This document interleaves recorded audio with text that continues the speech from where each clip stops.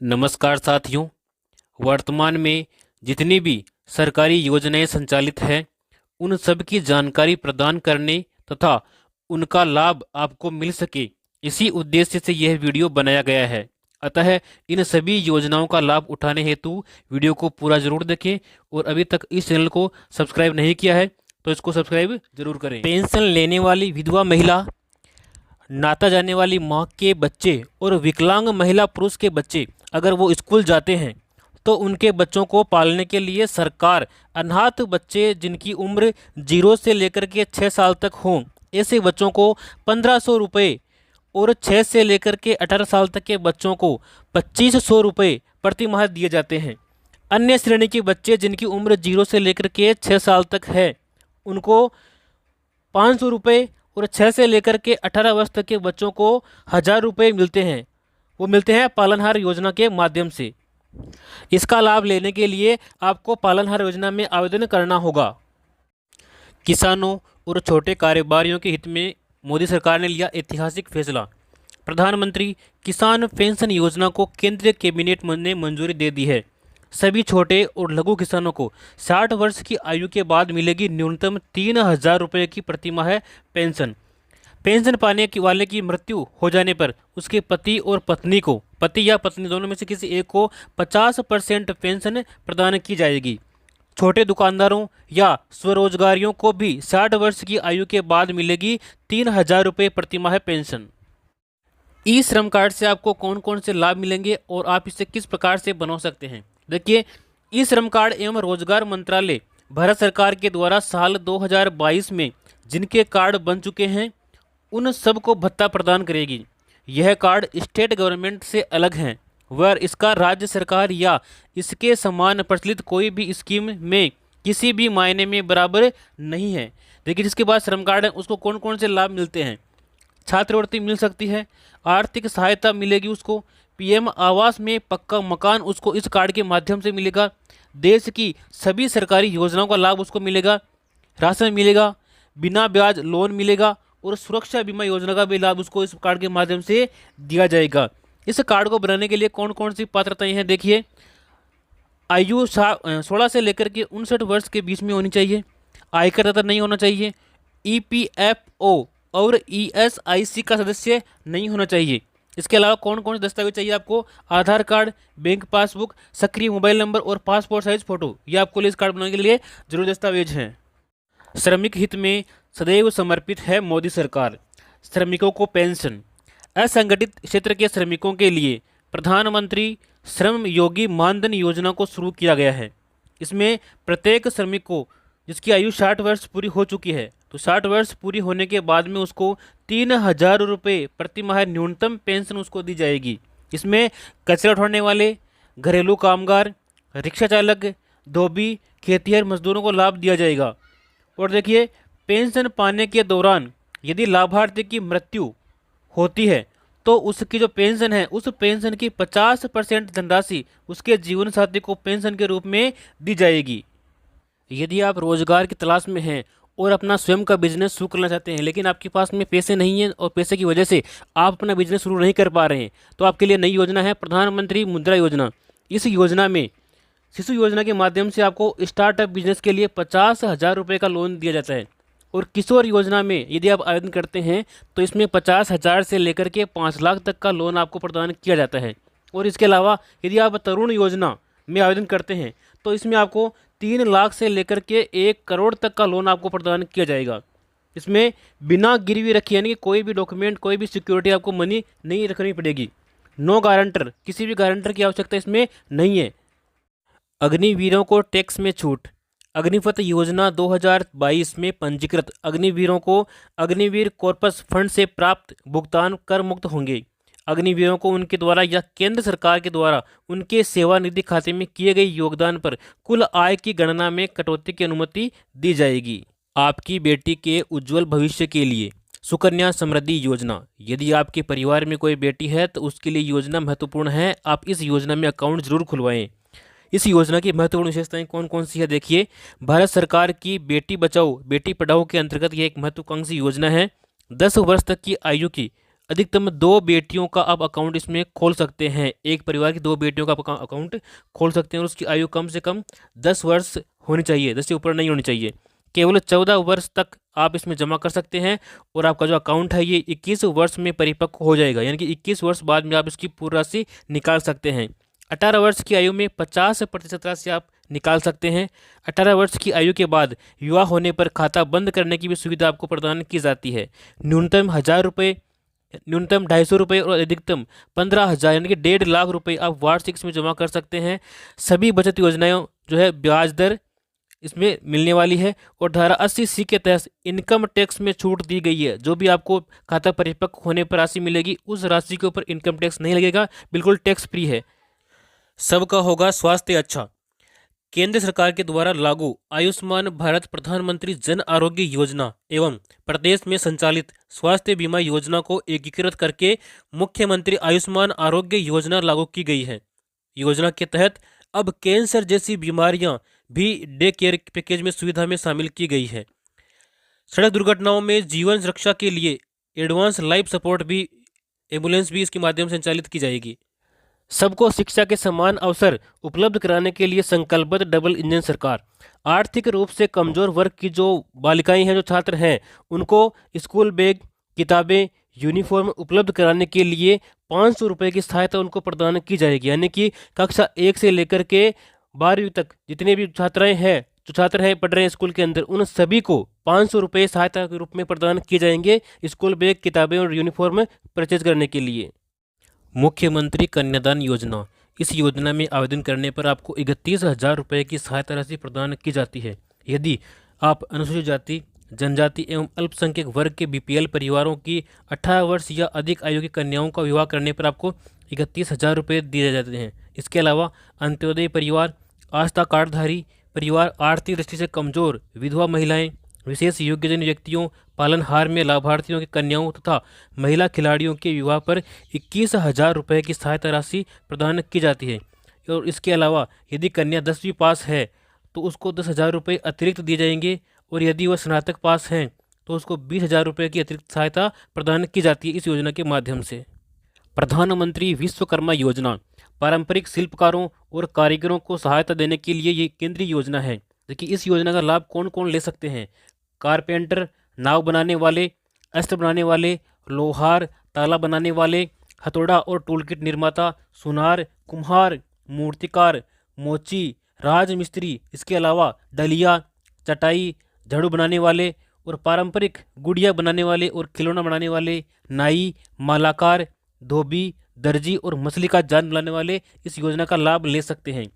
इस योजना के मुख्य बिंदु देखिए, इस योजना के लिए 13,000 करोड़ रुपए का बजट का प्रावधान किया गया है और 18 प्रकार के पारंपरिक व्यवसाय इस योजना में शामिल किए गए हैं।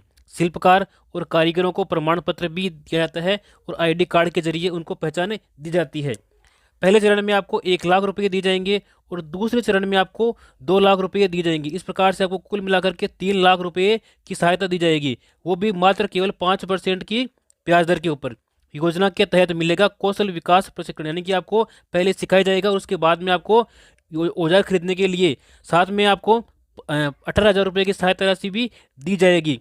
और जितने दिन आप ये कार्य सीख रहे हैं तो उस दिन के हिसाब से आपको प्रतिदिन दैनिक भत्ता भी आपको दिया जाएगा, कम से कम 700 रुपये यहाँ पे प्रदान किया जाएगा। PM आवास योजना 2024, इस योजना से पूरी हो रही है हर गरीब को पक्की छत देने की गारंटी।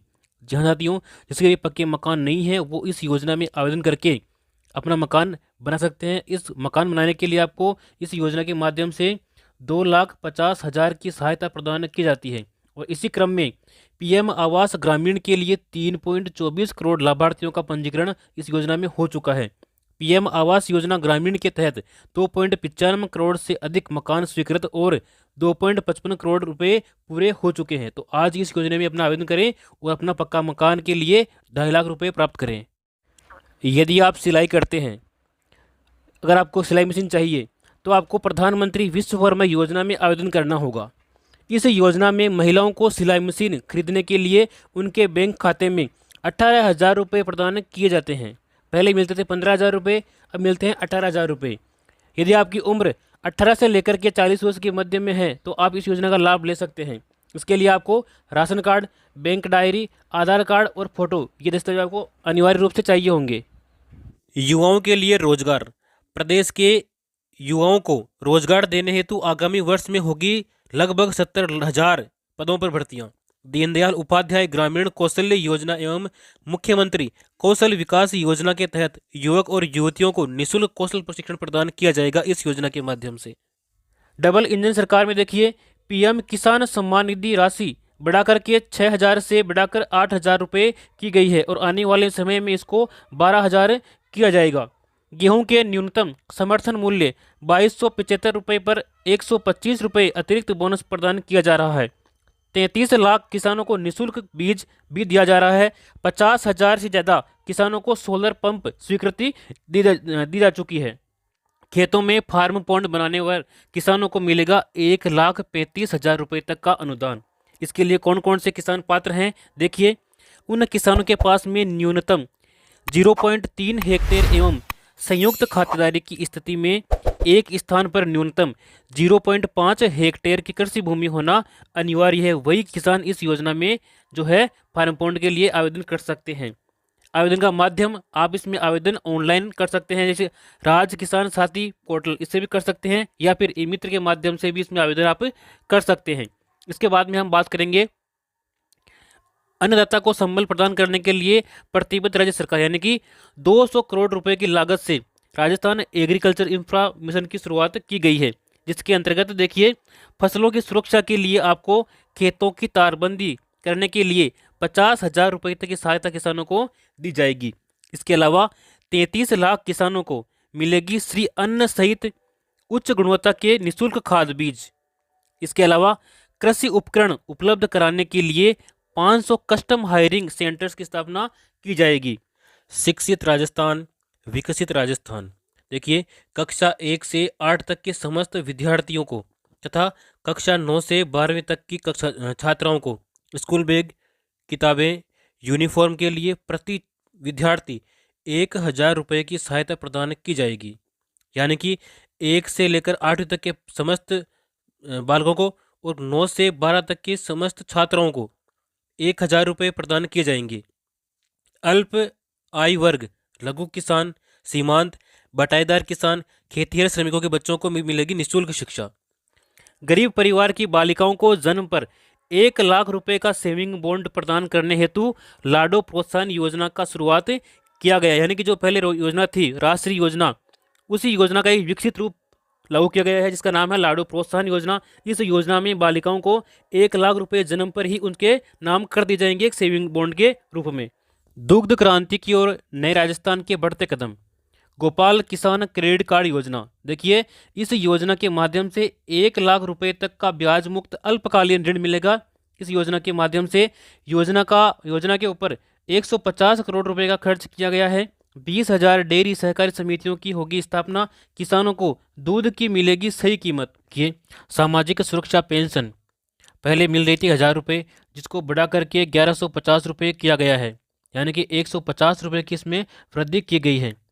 इसमें कौन कौन सी श्रेणी शामिल है, देखिए, वृद्धावस्था पेंशन, विधवा पेंशन, एकल नारी पेंशन, विशेष योग्यजन पेंशन, लघु एवं सीमांत वृद्धजन कृषक पेंशन, इन सभी को इस श्रेणी में शामिल किया गया है। और इससे अब तक 84 लाख से भी अधिक जो है पेंशनधारी लाभान्वित हो चुके हैं और इसके ऊपर 1,523 करोड़ रुपए का अतिरिक्त प्रावधान किया। इसके बाद में देखिए, प्रधानमंत्री मातृ वंदन योजना। तो इस योजना में क्या है, जो गर्भवती महिलाएं हैं उन महिलाओं को प्रथम बच्चे के लिए 2 किस्तों में दी जाने वाली राशि पहले 5,000 रुपये थी, तो उस 5,000 रुपये को बढ़ा करके 6,500 रुपये यहाँ पर की जाने की घोषणा की गई है। तो ये भी एक अच्छी योजना है।